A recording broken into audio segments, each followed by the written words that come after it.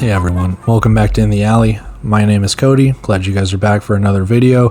We're going to be previewing the Tulsa at San Antonio matchup. Should be a really fun game.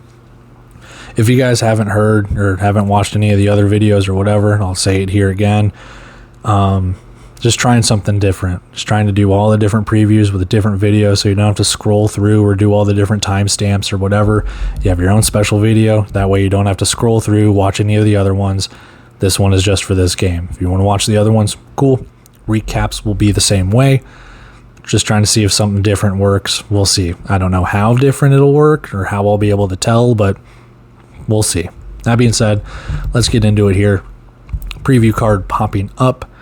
6:05 p.m. Central Time, YouTube and Caffeine TV, live from the Freeman Coliseum in San Antonio, Texas. The 3-4 Tulsa Oilers, 3-4 in the East, taking on the 3-4 San Antonio Gunslingers, 2-3 in the West. Now, one team looks kind of good. The other team, not so good. Just based on last week's results, my goodness. Let's take a look at the leading statistical players, passing and rushing for both teams. Daniel Smith for Tulsa, Sam Castronova for San Antonio. Both teams have already, or both quarterbacks have already thrown for over 1,000 yards, which it's insane to think about Tulsa throwing for over 1,000 yards, considering I have them more as a running-based team, but here we are. So let's take a look at Tulsa. Alexis Rosario, almost 400 yards receiving. Taking a look over at San Antonio, DJ Myers, a little bit over 400 yards receiving. They're pretty neck and neck when it comes to wide receiving stats. So you wouldn't know that based on like the last couple of games with Alexis Rosario. He has not necessarily been that guy. They've had other players step up like Jonathan Nance and Trey Calvin, who you see down there is the player to watch. So Alexis Rosario, is he going to be a breakout star here? We'll find out. Defensively for Tulsa, Noah Lyles, Jordan Jones, Trey Harvey lead in their respective statistical spots. I have Jordan Jones as a player to watch. Defensively, we'll talk about him here in a second. On the San Antonio side, DJ Myers, touched on him. He's leading in the wide receiving category. And Harold Love, Ricky Wyatt, and Giovanni Sanders leading statistically in their positions along the San Antonio side. So let's talk players to watch. Wide receiver for Tulsa, Trey Calvin.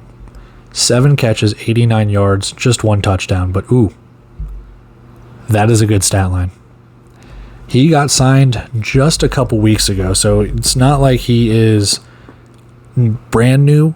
Still new. He didn't start the season with the team, but hell, that is one hell of a stat line considering you've had stats like that from Alexis Rosario. He's got 399 receiving yards. So can we have another wide receiver step up regardless of who it is? Like I said earlier, Nance, Rosario, Calvin. If Dubose gets in there as kind of a reserve, Jared Ware, we'll find out. But to have at least one of those wide receivers step up and have a stat line like that, it would be really nice against a San Antonio team who you know is going to throw up a whole bunch of points. Defensively for Tulsa, Jordan Jones, 7.5 tackles. It's nothing to write home about. You only scored 22 points and you gave up 42 to Green Bay. However, you are going to have to be all over the place when it comes to the wide receivers.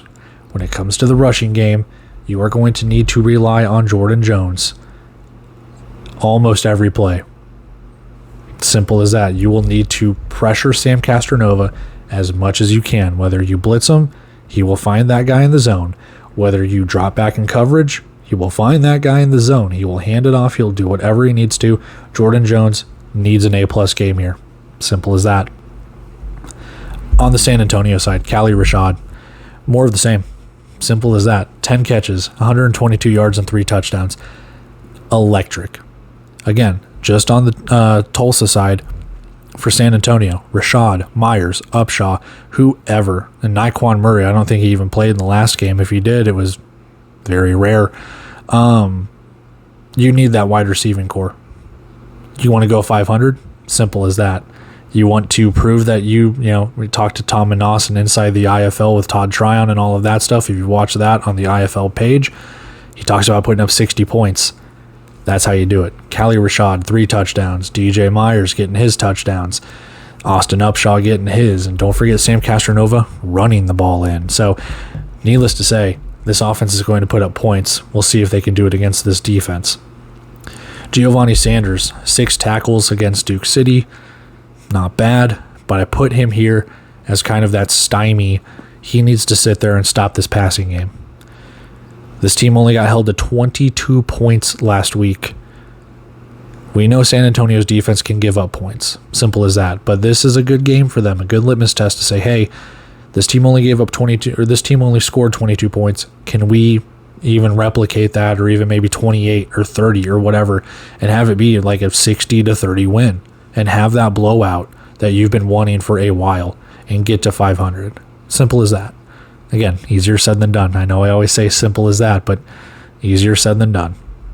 We'll see. I am really, really excited for this game. San Antonio is slowly becoming one of my favorite teams to watch in the Indoor Football League. Do not tell anyone. I love watching this team play. I cannot say I am a fan.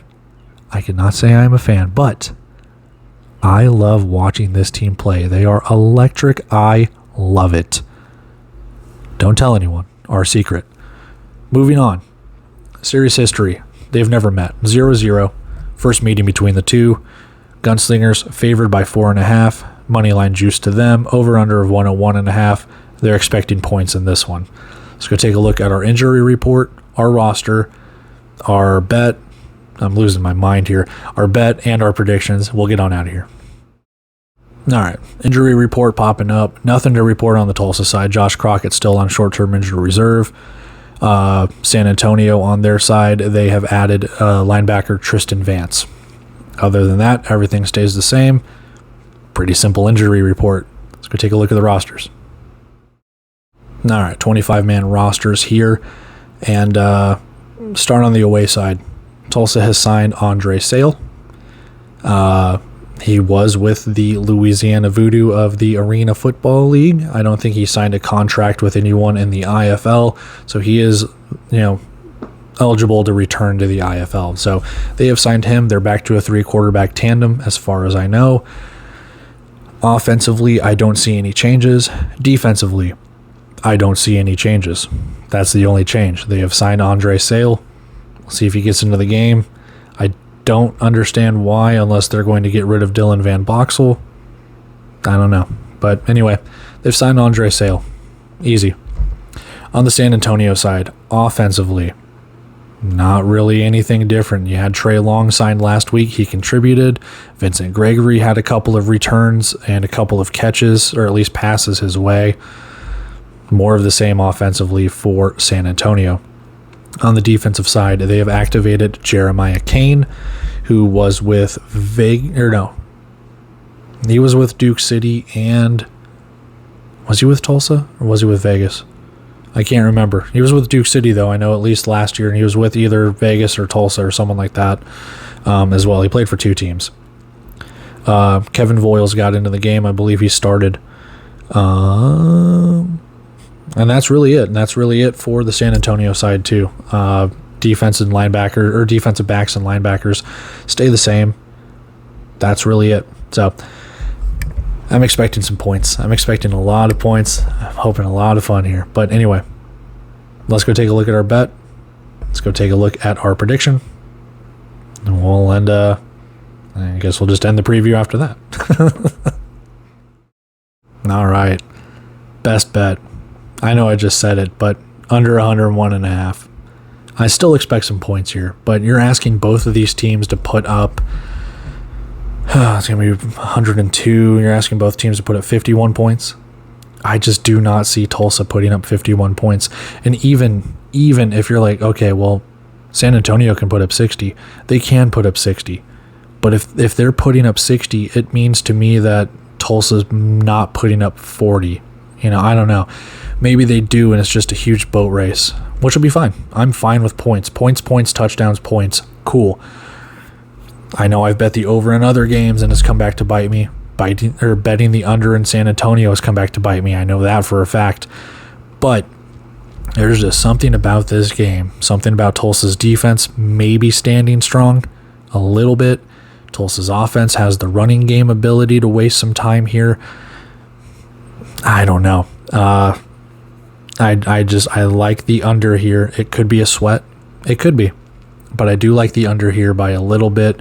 Under 101.5. Still means San Antonio can get their 60. But Tulsa, score less than 40 or something, Let's go check out our prediction and we'll get on out of here. All right, prediction there, 52-42. I've got the Gunslingers winning by 10. Like I said, it could be something more of a blowout. It could be. Maybe that's just what I'm hoping for because I'm slowly rooting for San Antonio. On the other side, though, I do think Tulsa's defense could hold them. And by hold them, I mean that very loosely. They could hold them in check under 60 points. San Antonio is going to score. They're going to throw it all over. Can that defense slow them down? They're not going to stop them. Can they slow them down? And I think a good way for them to do that too is if Tulsa's offense can waste time. Simple as that. You want to win a game if you're Tulsa? Waste time. Do not give Castronova the chance. Even if you do, he can score in 4 seconds. Use that time to your advantage and sit there and say, all right, cool, we're going to waste 40 seconds on the play clock every single down. You're not going to touch the ball. Sit over there. Your arm's not going to stay warm. Let us take care of it. Simple. I don't think they will, but we'll see. It's kind of like the Patrick Mahomes, and I am not comparing Sam Castronova to Patrick Mahomes. As a Chiefs fan, I have to sit there and say, though, that strategy of keeping Mahomes on the sideline sometimes doesn't work. And sometimes when you only have 13 seconds left, that's all you need. Anyway, just want to plug that a little bit. Anyway, I do think Tulsa, if they can just control the clock, limit turnovers, not make mistakes, there's a chance that they could stay in this. Otherwise, I think it's San Antonio. At home, coming off what they did against Duke City with that nice back and forth. If there's another back and forth battle, they just dealt with one. They know how to do it. We'll see what Tulsa's confidence level is like after going on the road at Green Bay and then having to go on the road now down to Texas. So there it is. That's our prediction. That's our preview. Bets, rosters, all of that stuff. I appreciate you guys taking the time to watch this, watch all of these, whatever you guys want to do. It truly means a lot, trying something different here. If you guys don't watch this one, cool. If you guys do, cool. Doesn't bother me. But anyway, like I said, I appreciate you guys watching. It truly means a lot to me. Thank you guys for taking the time out to watch this. I'll see you guys in the next video, whether it's another preview, recap, whatever the case could be. But until then, guys, I'm taking off here. I will see you in the next video. See ya.